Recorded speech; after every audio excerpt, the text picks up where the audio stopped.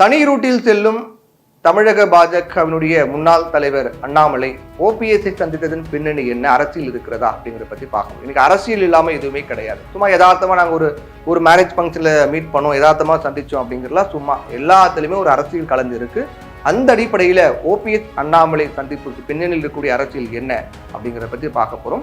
தமிழகத்தை பொறுத்த வரைக்கும் அண்ணாமலை தனி கட்சி தொடங்க போறாரு, பாஜகவிலே அவருக்கு அதிருப்தி இருக்கிறது, அவர் விலக போறாரு அப்படிங்கலாம் தொடர்ச்சியாக ஒரு பக்கம் சொல்லிட்டு வந்தாலும் கூட பாஜக சார்பாக தான் இன்னமும் அவர் செயல்பட்டு வந்துட்டு இருக்காரு. தமிழகத்தில் அடுத்த ஆண்டு நடக்கக்கூடிய சட்டமன்ற தேர்தலை முன்னிட்டு எல்லா அரசியல் கட்சிகளும் தேர்தல் தயாரிப்பு அந்த பணிகளை ரொம்ப தீவிரமாக இறங்கியிருக்காங்க. மக்கள் சந்திப்பு, பொதுக்கூட்டங்கள், பிரச்சார பொது நிகழ்ச்சிகள், மாவட்ட தலைமையகங்களில் நடக்கக்கூடிய ஆலோசனை கூட்டங்கள், மாவட்ட செயலாளர்களுடைய ஆலோசனை கூட்டங்கள், கட்சியினுடைய செயல்பாடுகள் குறித்து ரொம்ப தீவிரமாக ஒவ்வொரு கட்சியும் செயல்பட்டு வராங்க. புதிய வாக்காளர் ஆதரவை ஈர்க்கவும், கட்சி வலுப்படுத்தவும் கட்சி தலைவர்கள் அடிக்கடி சுற்றுப்பயணங்கள் ஈடுபட்டு வரதை நம்ம பார்த்துக்கிட்டு இருக்கோம்.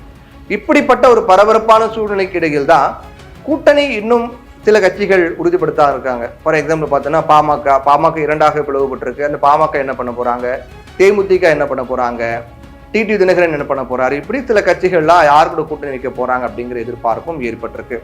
முன்னணி கூட்டணி கட்சிகளுக்கு இடையில் தொகுதி பங்கீடு தொடர்பான ஆரம்ப பேச்சுவார்த்தைகளும் இப்போ நடைபெற்று வந்துட்டு இருக்கிறத பார்த்துக்கிட்டு இருக்கோம். இப்படிப்பட்ட ஒரு சூழ்நிலையில தான் அதிமுகவில் இருந்து நீக்கப்பட்ட ஓ பன்னீர்செல்வம் தேசிய ஜனநாயக கூட்டணியில சில காலம் அவர் செயல்பட்டதை பார்த்தோம். ஆனா அவருக்கு ஒரு சமூகம் சார்ந்த குறிப்பிட்ட வாக்கு வங்கி இருக்கிறது நம்ம மறுக்க முடியாது. ஆனா கூட்டணியில தனக்கான உரிய மரியாதை முக்கியத்துவம் கொடுக்கல அப்படிங்கிற அதிருப்தியில காரணமாக ஓபிஎஸ் என்ன பண்ணாரு, சில மாதங்களுக்கு முன்னாடி என்டிஏல இருந்து விலகினார். அதைத் தொடர்ந்து அவர் தமிழக வெற்றி கழகத்துல சேரலாம், திமுகவில் சேர போறாரு அப்படின்லாம் கூட பேசப்பட்டது. இப்போ அதுக்கான வாய்ப்பு மிக குறைவாக இருக்கு. தமிழக வெற்றி கழகத்துல சேரலாம் அல்லது தனி கட்சி தொடங்கலாம் அப்படிங்கிற தகவல் தான் இப்ப அரசியல் வட்டாரங்கள் பரபரப்பாக பேசப்பட்டு வருது.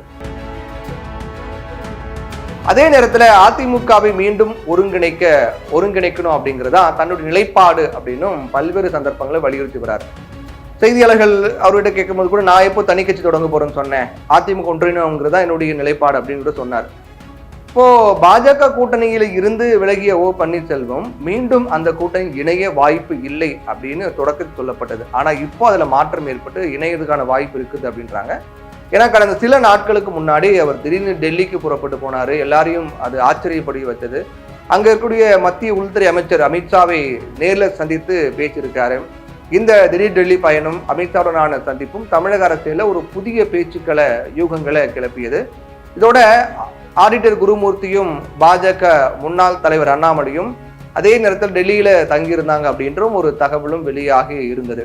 இந்த நிலையில தான் கோவையில் நடைபெற்ற அதிமுக தொண்டர்கள் உரிமை மீட்பு குழு நிர்வாகியினுடைய இல்ல திருமண விழாவில் ஓபிஎஸ் கலந்துகிட்டாரு. இப்படி அவர் அந்த நிகழ்ச்சியில் கலந்துகிட்டு இருக்கும்போது அந்த விழாவுக்கு தமிழக பாஜகவுடைய முன்னாள் தலைவர் அண்ணாமலை நேர்ல போயிருக்காரு. அப்போ ஓபிஎஸ் சந்தித்து சில நிமிடங்கள் பேசியிருக்காரு. இது ஒரு சாதாரண நிகழ்வாக தான் நம்ம பார்க்கலாம். ஆனா இது பின்னணியில பல அரசியல் கணக்கில் இருக்கு அப்படிங்கிறதும் நம்ம யோசிக்க வேண்டியதா இருக்கு. ஏற்கனவே தேசிய ஜனநாயக கூட்டணியில் இருந்து விலகிய ஓ பன்னீர்செல்வம் சமீபத்தில் டெல்லிக்கு சென்று அமித்ஷாவை சந்தித்தது, இப்போ அண்ணாமலையை சந்தித்து பேசி இருப்பது தமிழக அரசியல்ல புதிய பேச்சுகளை உருவாக்கி பேச்சு பொருளாக மாறி இருக்கிறது. இந்த ரெண்டு சந்திப்புகளும் கூட்டணி அமைப்பு மாற்றத்துக்கு வழிவகுக்குமா அப்படின்னு தீவிரமாக கேள்விகள்லாம் எழுப்புகிறது. தமிழக பாஜக மாநில தலைவர் பொறுப்பில் இருந்து அண்ணாமலை விலகியிருந்து இதுவரை அவருக்கு எந்த ஒரு முக்கிய பதவியும் வழங்கப்படலை. அதனால அவர் அதிருப்தியில் இருக்காரு, தனி கட்சி தொடங்க போறார் அப்படின்னு சொல்லப்பட்ட நிலையில வரக்கூடிய சட்டமன்ற தேர்தலை முன்னிட்டு அண்ணாமலைக்கு மிக முக்கியமான ஒரு பொறுப்பு வழங்கப்படும் அப்படின்னும் செய்திகள் வெளியாக இருக்கிறது. அவர் மத்திய நிலைப்பாட்டில் ஒரு முக்கிய பதவி ஏற்கலாம் அப்படின்னு பேச்சு வேகம் எடுத்து வருகிறது.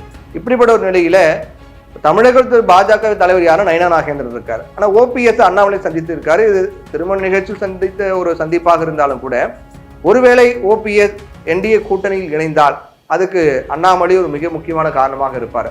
ஆனா நயனா நாகேந்திரன் பொறுத்த வரைக்கும் அதற்காக முன்னெடுப்பு அவர் எடுக்கிறாரா இல்லையான்னு தெரியல. அண்ணாமலை தனி ரூட்ல இது போல செயல்களை செய்துட்டு வருவது அப்படிங்கிறதும் இது ஒரு பல கேள்விகளையும் விவாதங்களும் எழுப்பி இருக்கிறது. இந்த ஒரு நிலைப்பாடு அப்படிங்கிறது தமிழக பாஜக தலைமை அப்படிங்கிறது சரியாக செயல்படல அப்படிங்கிற விமர்சனத்தை மறைமுகமாக அண்ணாமலை முன்வைக்கிறார் அப்படிங்கிறத செயல்கள் மூலமாக பார்க்க வேண்டியதாக இருக்கிறது. என்னென்ன தாக்கத்தை ஏற்படுத்தும் அப்படிங்கிறது பொறுத்திருந்தா பார்க்கணும்.